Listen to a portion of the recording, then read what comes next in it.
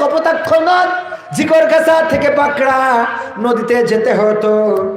এসেছেন চিকরগাছায়, চেয়ারম্যান হিসেবে কিছু খুরমার বরাদ্দ পেয়েছেন। সৌদি আরব থেকে রমাদান মাসে খুরমা আসে, জানেন না? জানেন না? এই খুরমার বরাদ্দ পেয়েছেন, খুরমা নিয়ে রওনা করেছেন, নৌকায় করে যাচ্ছেন চিকরগাছা থেকে পাকড়ায়। পথিমধ্যে মাগরিবের আজান দিল। নৌকা থেকে নদীর ওই ময়লা পানি নিয়ে তিনি ইফতার করলেন। নৌকায় থাকা অন্য যাত্রীরা বলল, ওগো চেয়ারম্যান সাহেব, আপনি তো দেখছি খেজুর গুলো নিয়ে যাচ্ছেন, খুরমা গুলো নিয়ে যাচ্ছেন, খুরমা দিয়ে তো ইফতার করা সুন্নাহ। আপনি চাইলে এই খুরমা তো 2-4টা বের করে নিয়ে আপনি ইফতারটা করতে পারতেন, কেন নদীর এই ঘোলা পানি দিয়ে ইফতার করলেন? ওই দিন মুহাদ্দিস আবু সাঈদ জবাব দিয়েছিল, ওগো নৌকার যাত্রীরা শুনে নাও, ওগো আমার সহযাত্রীরা শুনে নাও, আমি চেয়ারম্যান, এই খুরমা বরাদ্দ হয়েছে রাষ্ট্রীয়ভাবে গরিব দুঃখীদের মধ্যে বন্টন করার জন্য।